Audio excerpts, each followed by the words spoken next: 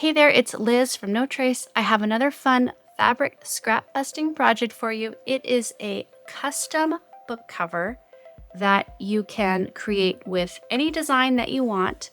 It's a great way to use some of your smaller pieces of fabric, and the book cover has a nice little pocket here so that you can store pieces of paper and smaller notes. I'm going to walk you through a really simple formula to make this in any size that you need, and watch to the end for tips if you're working with a really small book. So let's go. Let me show you what you're going to need to make your very own custom book cover.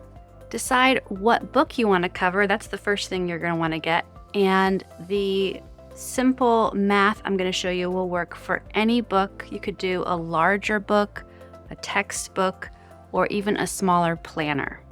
You're going to need measuring tape, a larger scrap of fabric, smaller scraps, and paper and a marker or pencil. The first step is to take your measuring tape and measure the book that you want to create a cover for.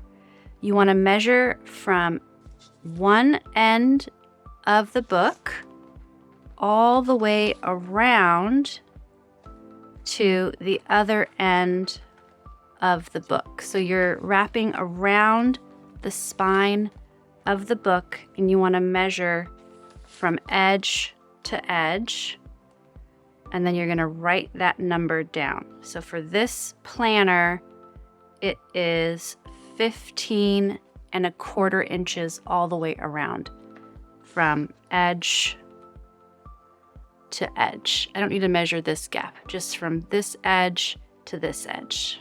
So the full width is 15¼ inch. Now I'm going to measure the height of my book just on one side, just from the bottom edge to the top edge. And for this book, it is 9¼ inches. So my height is 9¼ inches. So whatever width you have and whatever height you have, you're going to add 8 inches to the width, and you're going to add 2 inches to the height to get your raw cut size of fabric. So for me, I need a raw cut size of fabric that's going to be 23¼ inches wide and 11¼ inches tall. So my width is going to be 23¼ inches, and my height is going to be 11. Oops, that's a quarter. 11¼ inches. I had to get a different scrap of fabric because the first one I picked was a bit smaller. Now that I have this rectangle, I've just folded it in half lengthwise. And now I am going to get my book, and I'm going to put the spine side of the book into the fabric. I'm going to put the spine against the fold of the fabric and just lay it out nicely. I want to feel that the book is more or less centered under this fabric, and then I'm going to mark the corners of the book with chalk because I want to add some more designs onto this fabric.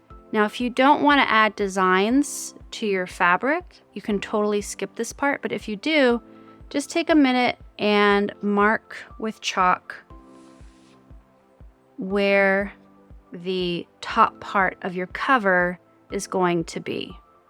Okay, so it's probably kind of hard for you to see, but I know that I want the design part of my cover to fit within the chalk marks that I just made. So the design part is going to go right about here on my cover. You could even fold your fabric so that you have a better sense of where any additional design is going to go. Okay.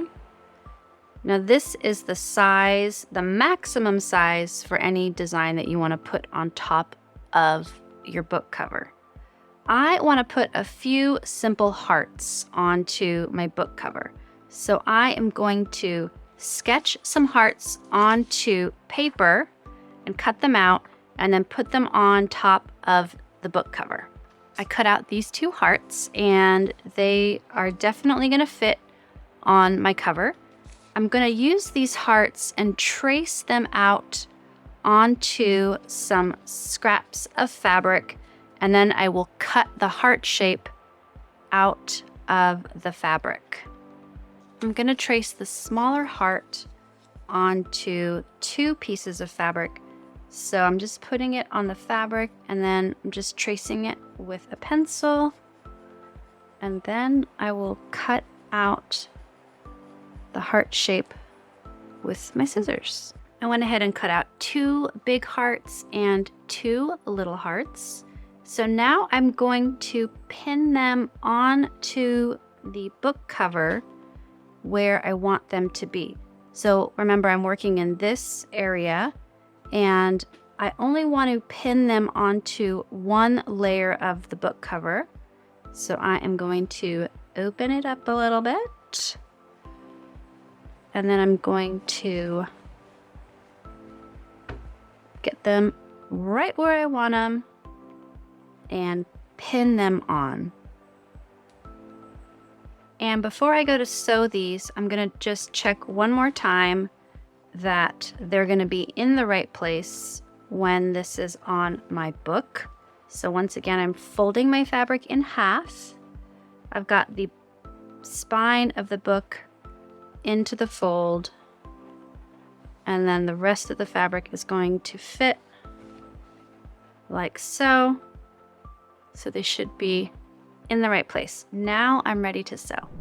You can definitely hand sew onto your book cover if you want. I'm going to go ahead and machine sew.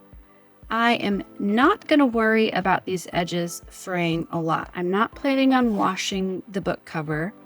If you're worried about the edges of your pieces fraying over time or over use, you could absolutely sew these on with a zigzag stitch. I am just going to sew them on with a straight stitch. I'm first going to sew the orange heart onto the fabric with about 1/8 of an inch seam allowance. I'm just going to go all the way around. Okay, my first heart is sewn on. So now I'm going to sew the yellow heart in place the same way. I'm just going to go all the way around the edge with about 1/8 of an inch seam allowance. My hearts are sewn on. I got the outside of both the big and the little hearts. So I'm just going to take a minute and flip this over and pull the loose threads through to the back, and then just tie the loose threads together in a really simple knot. I finished tidying up the loose threads on the hearts. So what I'm going to do next is open this book cover back up. I'm going to fold over the short ends about 1/4 of an inch. It's not, you don't have to be super precise with this. Just want to create a small hem there and flip it over and do it on the other short side of the book cover, about 1/4 of an inch. And then I'm going to go ahead and sew this crease, sew this hem over at the machine just with a straight stitch. Okay, the short ends are hemmed.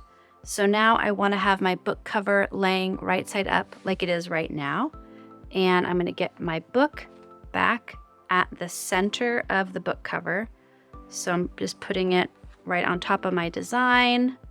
And I'm going to bring the short edges over and make sure that they're lined up with each other over here on the side.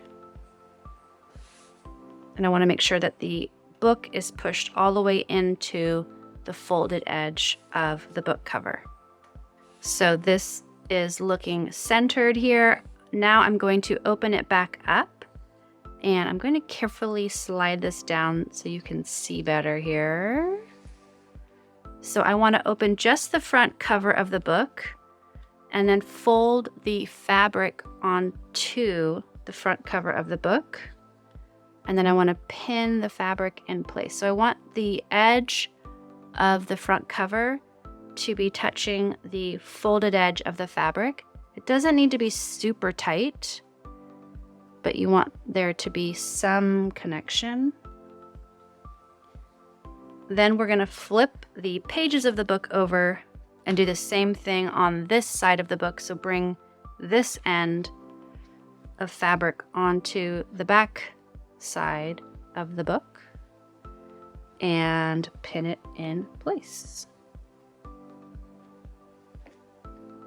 Once I've got my pins in place, I'm going to close my book and make sure that the book cover is nice and flat and not overly tight on either side of the book, and it feels good. Once I'm sure that it's going to fit nicely, I'm going to open it back up, and with chalk, I'm going to trace the edge of the book cover onto the fabric. So you can feel with your fingers where the book cover edge ends, and you want to trace just right alongside that edge of the book cover. Not on top of the book cover, but next to the book cover. I'm tracing it just from the edge of this flap out to the folded edge of fabric. I'm going to flip my pages and do the same thing over here. So I'm just tracing along the side of the book cover edge from the end of the fabric to the fold of the fabric. Okay, I just went over one of my lines with the darker chalk so you can see you want to draw from this edge over to here, a nice straight line next to the book. Now I want to take the book cover out without messing up my pins. So the easiest way to do this is just to grab the book from the spine. This is kind of not how you normally want to treat a book, but it's okay to do it just quickly here. And I'm just pulling out one side of the book at a time. So now we're ready to sew.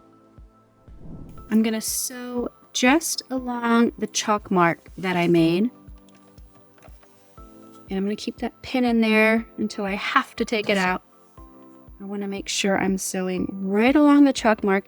If anything, it's okay to sew a little bit to the right of the chalk mark, but you don't want to sew to the left of your line because that's going to make the book cover too tight. So ideally, you can sew right on your line, and you want to make sure to backstitch at the beginning of your stitches and the end. That's a good idea too.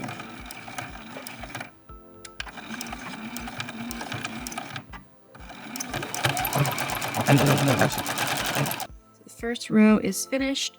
I'm going to go ahead and sew the other chalk marks that I made just from the edge of the fabric to the fold. The stitches are done, so now I just want to turn it right side out, and I might want my handy dandy chopstick for these corners. So I'm just going to gently push the corners out. And then I'm going to take this to the iron and I'm going to gently press it, especially along these edges here.